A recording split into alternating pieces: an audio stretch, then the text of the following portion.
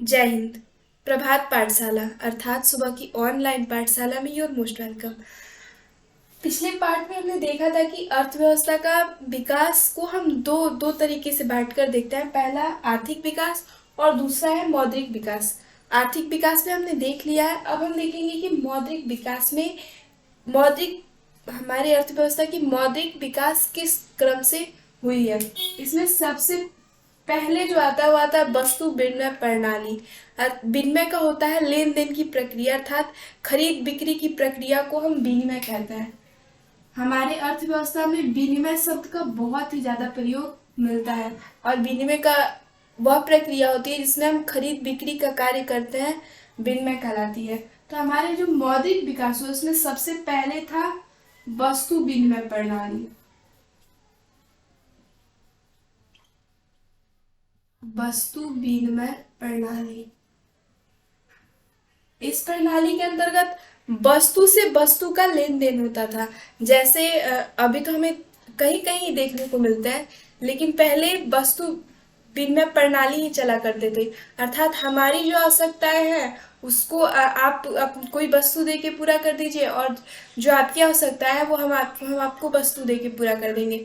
जैसे एग्जाम्पल में हम देखते हैं कि जब हमारे गांव में कुछ बेचने के लिए आ गए, जैसे अक्सर कुल्फी वाले आते हैं, बर्फ वाले आते हैं, तो जो छोटे छोटे बच्चे होते हैं उनको थोड़ा अगर पैसे ना हो तो थोड़ा अनाज दे दिया जाता है और वे अनाज लेके जाते हैं और उस अनाज का जो मार्केट में मूल्य चलता है उस मूल्य के अकॉर्डिंग वो उस मूल्य को गेहूं के मूल्य से माप के और जो कुल्फी वाला होता है वो पैसे काउंट कर लेता है और उसके अनुसार जो हमारे कुल्फी का मूल्य होता है उसमें जितना कुल्फी आ जाए वो बच्चों को दे देता है। ठीक वैसे ही पहले चला करती थी। पहले रुपए और जो मुद्रा है, सिक्का है, नोट है, इसकी व्यवस्थाएं नहीं थी। उस वक्त वस्तु विनिमय प्रणाली ही चला करती थी। अगर आपको कोई चीज खरीदना है तो आप उसके बदले में कोई वस्तु दीजिए और जो आपकी जरूरत की वस्तु है वो ले लीजिए।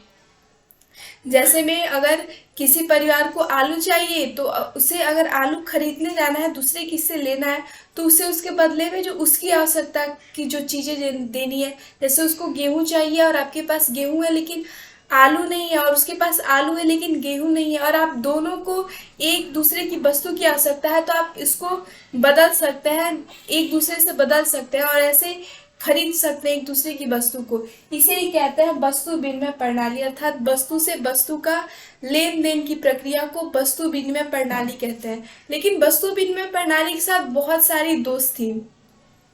जैसे दोहरे जैसे आपकी जो जरूरत की वस्तु जो चाहिए वो मेरे पास ना हो, लेकिन मेरी जरूरत की वस्तु आपके पास हो, तो आप अपनी वस्तु मुझे नहीं देंगे क्योंकि मेरे पास तो वो नहीं है जो आप चाहते हैं। तो मैं आपको वो चीज़ नहीं दे पाऊंगी तो आप मुझे वो चीज़ नहीं देंगे।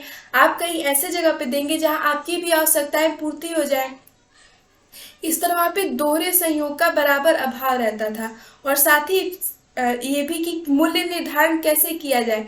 वस्तु विनिमय के साथ साथ कई वस्तु विनिमय में कई सारी कमियां थी जिसको हम इस बुक के क्लास 10 के चैप्टर 3 मुद्रा साख और बचत पढ़ेंगे, उसमें हम पूरे डिटेल से जानेंगे।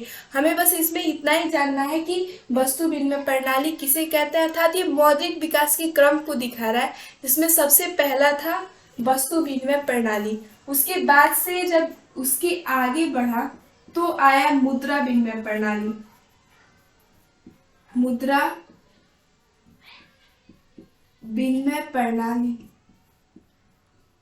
अर्थात मुद्रा देकर जो खरीद बिक्री की अ, अपने कार्यों का संपादन किया जाता है उसे कहते हैं मुद्रा विनिमय प्रणाली। अर्थात मुद्रा से लेन देन की जो प्रक्रिया होती है वो मुद्रा विनिमय प्रणाली कहलाती है।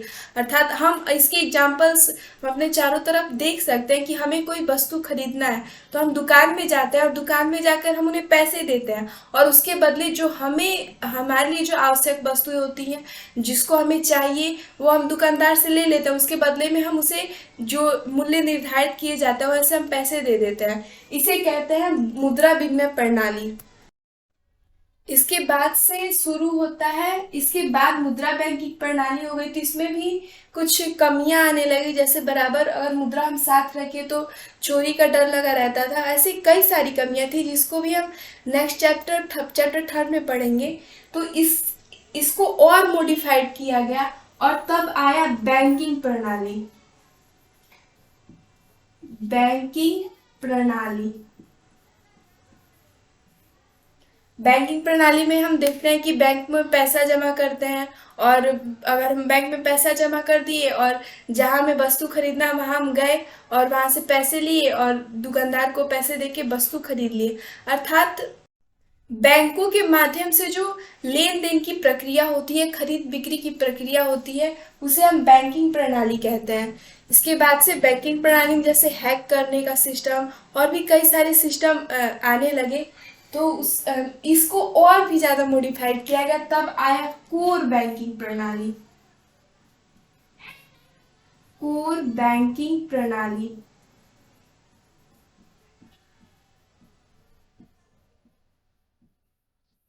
इसमें एक संकेत दिए जाते थे जिससे एक व्यक्ति के खाते से पैसा दूसरे व्यक्ति के खाते में ट्रांसफर हो जाता है। जैसे हम अभी देखते हैं, तो अगर हमें पैसा ट्रांसफर करना होता है तो उस हमारा जो एक अकाउंट, वो जो पासबुक होता है उसमें कुछ नंबर दिए गए होते हैं, कुछ कोड, वो हमारा कोड होता है। वो नंबर हम डालेंगे तो उसमें जो हमारे पैसे होंगे, अगर हम चाहते हैं कहीं और ट्रांसफर करने के लिए तो ट्रांसफर हो जाते थे। उसमें ये होता था कि सिर्फ जिस व्यक्ति को पैसे देने हैं उसको सिर्फ वो कोड पता रहता था, और अगले के पास वो पैसे हस्तांतर हो जाते थे, चले जाते थे। इस तरह कोर बैंकिंग प्रणाली आई। इसके बाद से और भी ज्यादा इसको, यहाँ देखिए, इसके बाद से और भी आया, तो उसके बाद आया एटीएम। एटीएम प्रणाली, एटीएम का फुल फॉर्म होता है ऑटोमेटिक टेलर मशीन। इसमें एटीएम में एक एटीएम कार्ड होता है, हम देखते हैं कि छोटा सा एक कार्ड होता है, और उसमें हम किसी भी बैंक के जो एटीएम बना होता है उसमें जाके उस कार्ड को हम लगा देते हैं, और जितने हमें पैसे जब चाहिए होते हैं, वो 24 घंटे फ्री रहता है। आप 24 घंटे में जब चाहे तब आप पैसे निकाल सकते हैं, लेकिन निर्धारित बैंक से, कि मतलब इस बैंक में आप पैसे जमा किए उसी बैंक से आप निकाल सकते हैं। इस तरह एटीएम प्रणाली आई कि आपको एक छोटा सा कार्ड दिया जाएगा, आपके अकाउंट में पैसे आप जहां से चाहिए तहां से निकालिए। उसके बाद से यहाँ दिखेगा नहीं, ऊपर कर देते। उसके बाद से एक और प्रणाली आई, डेबिट कार्ड प्रणाली। डेबिट कार्ड डेबिट कार्ड भी एक छोटा सा कार्ड होता है जिसके जिसके उपयोग से हम हमारे अकाउंट में जो पैसे होते हैं उसको निकाल के और हम अपनी आवश्यकता के अनुसार उसका यूज करते हैं। अर्थात डेबिट कार्ड की मदद से सिर्फ हम अपने अकाउंट में रखे पैसे को ही निकाल सकते हैं और उसका यूज कर सकते हैं। डेबिट कार्ड में ये भी एक प्लास्टिक का छोटा सा कार्ड होता है जिसकी सहायता से हम अपनी बैंक में जमा राशि को निकाल के यूज करते हैं। उसके बाद से आता है क्रेडिट कार्ड। क्रेडिट कार्ड ये भी प्लास्टिक का एक छोटा सा कार्ड होता है, और इसकी सहायता से हम पैसे उधार लेके, मतलब बैंक से पैसे उधार लेके, लोन लेके, और हम अपनी आवश्यकताओं की पूर्ति करते हैं। वो आता है डेबिट क्रेडिट कार्ड प्रणाली में। ये एटीएम प्रणाली और डेबिट कार्ड प्रणाली, क्रेडिट कार्ड प्रणाली, इन तीनों को प्लास्टिक मुद्रा प्रणाली के नाम से जाना जाता है। प्लास्टिक मुद्रा प्रणाली। अर्थात हम देख रहे हैं कि एटीएम कार्ड में भी एक छोटा सा कार्ड मिलता है, डेबिट कार्ड प्रणाली में भी एक छोटा सा कार्ड मिलता है, और क्रेडिट कार्ड प्रणाली में भी एक छोटा सा कार्ड हमें मिलता है जिसकी सहायता से हम अपने विनिमय का कार्य पूरा करते हैं। इसलिए इसे कहते हैं एटीएम कार्ड प्रणाली, सॉरी, प्लास्टिक मुद्रा प्रणाली। एटीएम प्रणाली, डेबिट कार्ड प्रणाली और क्रेडिट कार्ड प्रणाली को प्लास्टिक मुद्रा प्रणाली के नाम से जाना जाता है। ये जो मौद्रिक विकास है वो किसी एक समय में पूरा नहीं हुआ है, बल्कि यहाँ तक आने में मनुष्य को बहुत समय लगे हैं। अर्थात जब से हम हमारे जो बौद्धिक विकास थोड़ी थोड़ी शुरू हो गई, जब से हम अर्थ को इकट्ठा करना शुरू कर दिए, उसके बाद से बहुत लंबी प्रक्रिया के बाद हम यहाँ तक पहुँचे हुए हैं।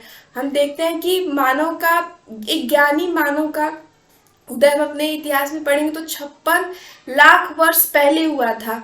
उसके बाद से धीरे धीरे मनुष्य अपना विकास किया और तभी से ये वस्तु विनिमय प्रणाली शुरू हुई।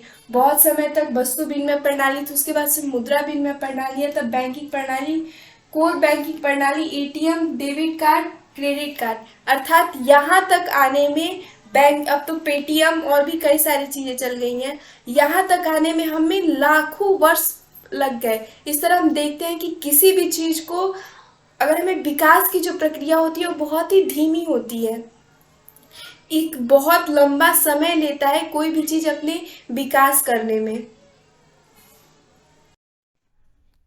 ये दोनों प्रणालियां तो ऐसे ही चल रही थी, लेकिन जो बैंकिंग प्रणाली आई उसको पूरा करने के लिए, अर्थात बैंकिंग प्रणाली के जो भी कार्य हैं वो कंप्यूटर के द्वारा ही पूरा किए जाते हैं। अर्थात कंप्यूटर के द्वारा ही ये बैंकिंग प्रणाली के बाद से जितनी प्रणालियां आई वो कंप्यूटर के द्वारा उसके कार्यों का संपादन किया जाता है। नेक्स्ट में हम देखेंगे कि आर्थिक विकास के माप के सूचकांक क्या क्या है। That's all. जय हिंद।